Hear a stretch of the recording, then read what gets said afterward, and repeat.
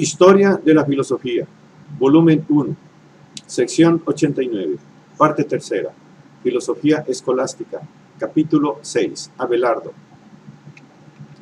207, razón y autoridad. El predominio de la investigación en la especulación de Abelardo confiere naturalmente a la razón la preeminencia sobre la autoridad. Abelardo no niega la función de la autoridad en la investigación. Mientras la razón permanece escondida, dice, basta la autoridad y debe respetarse sobre el valor de la autoridad aquel conocidísimo y fundamental principio, transmitido por los filósofos. No se debe contradecir lo que parece verdadero a todos los hombres, o a los más, o a los doctos. A la autoridad es menester confiarse solamente mientras la razón permanece escondida, pero se convierte en inútil cuando la razón tiene medios de encontrar por sí misma la verdad. Todos sabemos que en aquello que puede ser discutido por la razón, no es necesario el juicio de la autoridad. Ciertamente la razón humana no es medida suficiente para entender las cosas divinas. A propósito de la Trinidad, por ejemplo, Abelardo afirma explícitamente que no se puede prometer en este argumento enseñar la verdad, a lo cual ni él ni hombre alguno puede llegar, sino solamente proponer una solución verosímil o cercana a la razón humana y al mismo tiempo no contraria a la fe. Pero esto no supone que la fe no se deba alcanzar y defender con la razón, si no se debe discutir ni siquiera sobre lo que se debe o no se debe creer. ¿Qué nos resta sino dar nuestra fe igualmente a los que dicen la verdad como a los que dicen lo falso? No se cree en una cosa porque Dios lo haya dicho, sino que se admite que Él lo ha dicho, porque se nos convence de que la cosa es verdadera. Una fe ciega, prestada con ligereza, no tiene ninguna estabilidad y es incauta y carente de discernimiento. Es menester, en todo caso, discutir al menos de antemano si es necesario prestar la fe o no. La última convicción de Abelardo está expresada en la historia Calamitatum. Aquí dice que escribió el libro sobre la unidad y trinidad divina para sus discípulos, los cuales, aún en el campo teológico, buscaban argumentos humanos y filosóficos y querían más razonamientos que palabras. Es necio pronunciar palabras de las cuales no se entiende el significado, porque no se puede creer sino lo que se entiende, y es ridículo predicar a los otros lo que ni quien predica ni quien escucha consigue entender. No se puede creer sino lo que se entiende. Aquí está el verdadero meollo de la investigación de Abelardo. Aún la verdad revelada no es verdad para el hombre, si no se apela a su racionalidad, si no se le deja entender y apropiársela. 208. El universal como sermo. En la discusión de los universales, la posición de Abelardo es típica y debía influir poderosamente el desarrollo posterior del problema. Y, en efecto, Abelardo fue el primero que fundó su solución no ya en la verdadera o supuesta realidad metafísica del concepto, sino únicamente en su función, que es la de significar las cosas. Parte de la definición del universal dada por Aristóteles, universal es lo que ha nacido para ser predicado de muchas cosas. En virtud de esta definición, acentúa el carácter lógico y puramente funcional del universal, y, por un lado, niega que pueda, por cualquier título, ser considerado como una realidad o res, y por otro, que pueda considerarse como un puro nombre.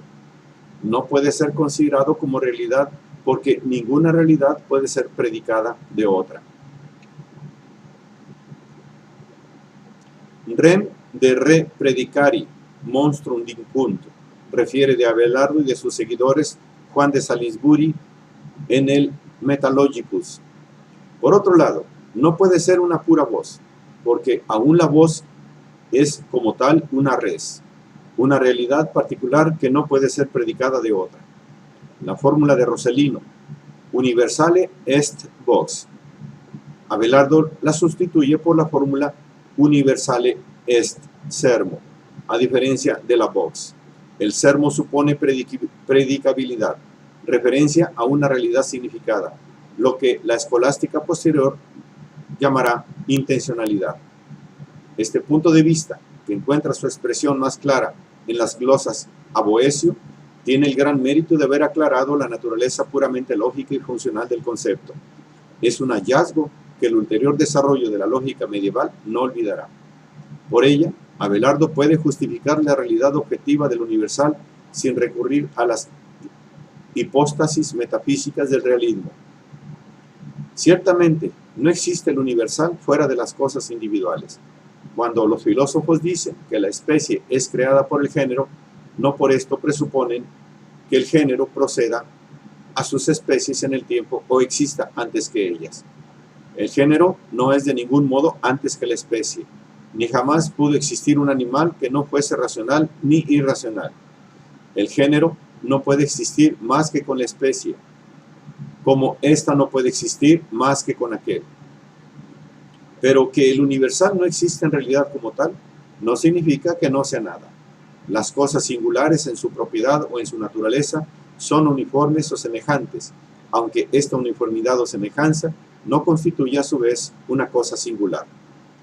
Todas las cosas separadas, como Sócrates y Platón, son opuestas en número, pero convienen en alguna cosa, como ejemplo, en que son hombres, y esta conveniencia o uniformidad es real. Abelardo la define como un status, que no es ni una res ni un nihilum. Cuando se dice que todos los hombres convienen en ser hombres, no se entiende otra cosa sino que son todos hombres y que en esto no difieren en nada. Estas tesis se hicieron típicas del nominalismo medieval y la lógica nominalista las integrará más tarde con la doctrina de la suppositio. Por medio de ella se expresó la función propia del concepto como signo de estar en lugar, en las proposiciones y en los razonamientos en que se utilizó, en un conjunto de objetos semejantes entre sí. 209. El acuerdo entre la filosofía y la revelación. El valor que la investigación filosófica como tal asume ante los ojos de Abelardo le conduce naturalmente a reconocer el valor de todos aquellos en los cuales la misma investigación se efectúa, aunque estén fuera del cristianismo. Abelardo reconoce así que la verdad ha hablado en los mismos filósofos paganos, los cuales han podido reconocer la naturaleza trinitaria de Dios. La distinción entre filósofos paganos y cristianos pierde para él valor. Están asociados por la investigación.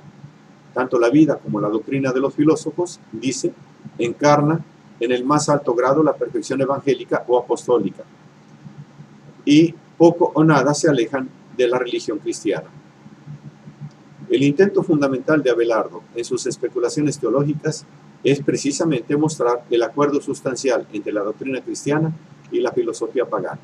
Se da cuenta de que en esta tentativa fuerza el sentido literal de las expresiones de los filósofos a quienes se refiere, pero se defiende recordando que los mismos profetas, cuando a través de ellos habla el Espíritu Santo, no entienden más que en parte el significado de sus palabras, las cuales muchas veces son declaradas e interpretadas por otros.